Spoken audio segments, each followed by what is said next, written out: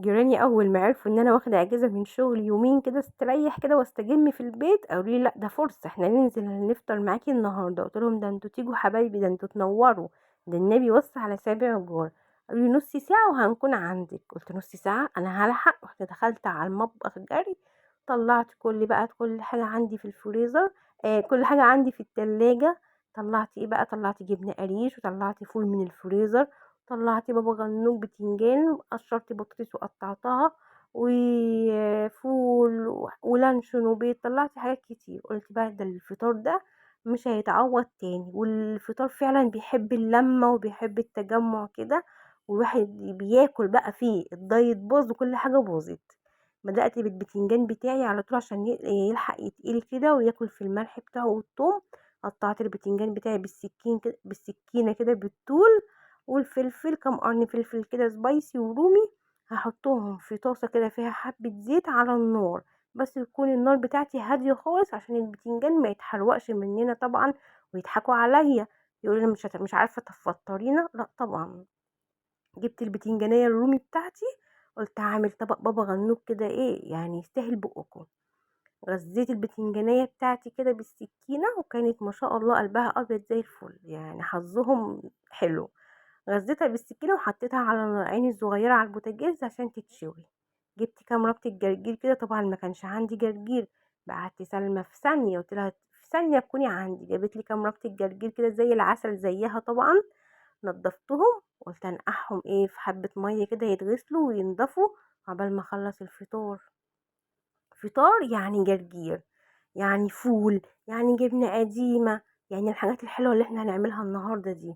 طبعًا الفطار ده طبعًا يبقى تحفة ليوم الجمعة، وطبعًا يوم الجمعة بُكرة، جمعة مباركة عليكم، تقومي كده من بدري تجهّزي الفطار الحلو ده ليكِ ولجوزِك لولادِك، وتلمّوا على أحلى صينية فطار كده.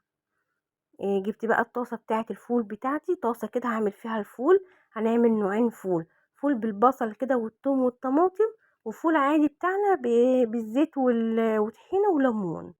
جِبت طاسة قطّعت فيها حتة بصلة كده ناعم خالص، وهنروح على البوتاجاز نشوف هنعمل إيه تاني، ما هو نُص ساعة وجايين، هالحق والّا مش هالحق؟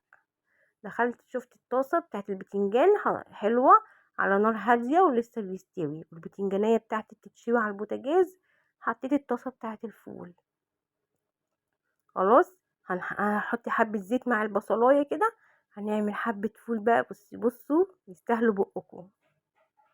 يالّا اصحي الصبح بدري كده زي ما قُلت لِك، طلّعي كل اللي عندِك في التلاجة واعملي فطار كده. الفطار بتاع يوم الجمعة ده بُصّوا بيفضل في دماغنا كده بالذات في بيت أهالينا، بيفضل في دماغنا كده لغاية لمّا بنتجوّز ونفتح بيوت، بنقعد نقول فين يوم من أيام أمي وأبويا كده لمّا كنا بنتجمّع يوم الجمعة على الصينية بتاعة الفطار والّا على الطبلية، بتبقى حاجة حلوة، فأنتم ما تحرموش ولادكم من كده، اعملوا فطار حلو كده يوم الجمعة ولازم كلّكم تتجمّعوا مع بعض. ما ينفعش حد يبقى ناقص خالص من البيت، كلكم تتجمعوا مع بعض كده تفطروا مع بعض فطار حلو.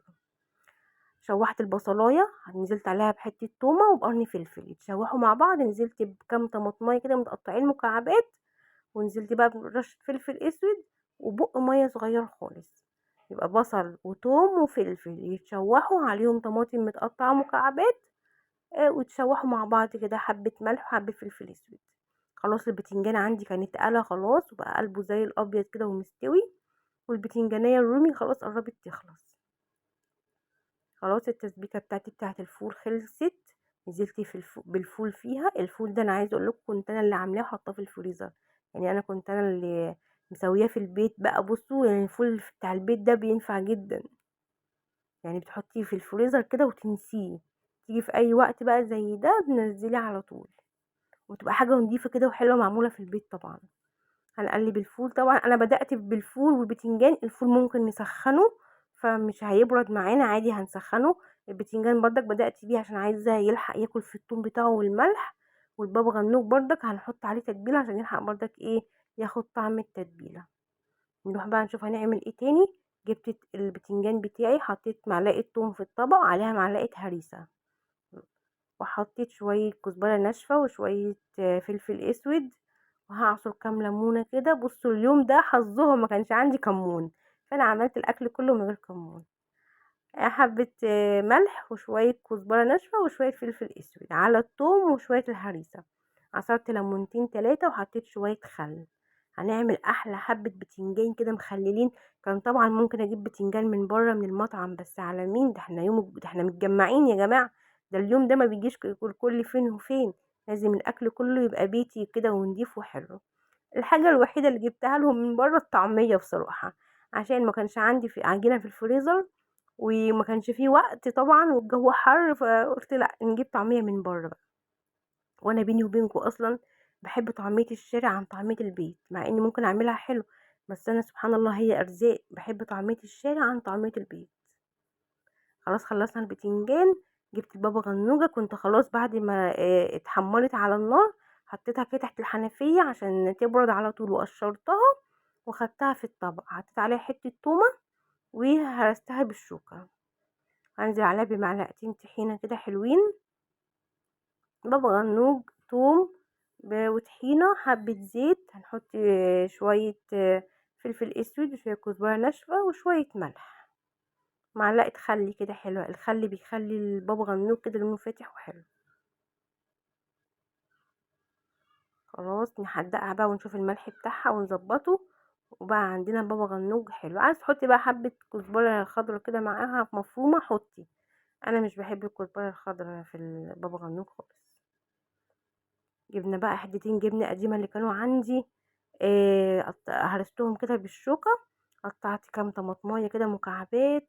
بصوا الجبنة القديمة دي لوحديها كان ممكن نفطر بيها هي لوحدها، بس انا قلت لا، يعني طبعا لازم ادلعهم. قطعت كام طماطمايه، وهحط شويه زيت كده وطحينه، وبقى عندي ايه؟ علبه جبنه قديمه قضت العماره كلها، يعني ممكن تقضي الناس كلها. لسه عندي منها لغايه دلوقتي جوه في التلاجة.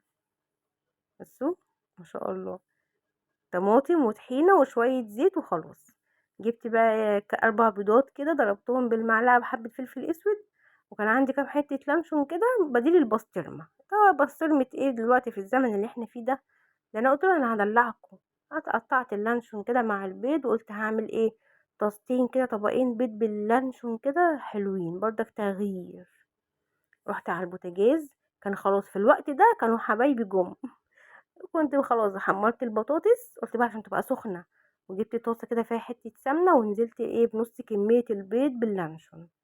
طبعا عشان طاسه صغيره فقلت اعملهم على مرتين، والبطاطس اتحمرت. وكنت في الوقت ده بقى عملت ايه؟ عملت طبق فول كده بالزيت والطحينة والليمون، وعملت حبة جبنة قريش. بصوا ما شاء الله خلاص خلصت. الجرجير غسلناه، علبة البتنجان، بابا غنوج، جبنة قريش بالفلفل والزعتر، بيض باللانشون، جبنة قديمة، الطعمية بتاعت عم أبو أحمد اللي بره، فول بالطماطم والبصل والطماطم والبصل والثوم، بطاطس محمرة، فول بالزيت والطحينة والليمون. بصوا بدعوا بقى. بكرة الجمعة، جمعة مباركة يا رب عليكم وعلينا وعلى المسلمين. أو النهاردة الجمعة، وقت بقى ما تسمعوا الفيديو إن شاء الله هينزل لكم إن شاء الله قبل الفطار بتاع يوم الجمعة، عشان تعملوا بقى الفطار الحلو ده. متنسونيش بدعوة حلوة منكم، وتعملي اشتراك لو انت أول مرة تشوفيني. أنا أميرة من قناة أميرة في بيتي. باي باي.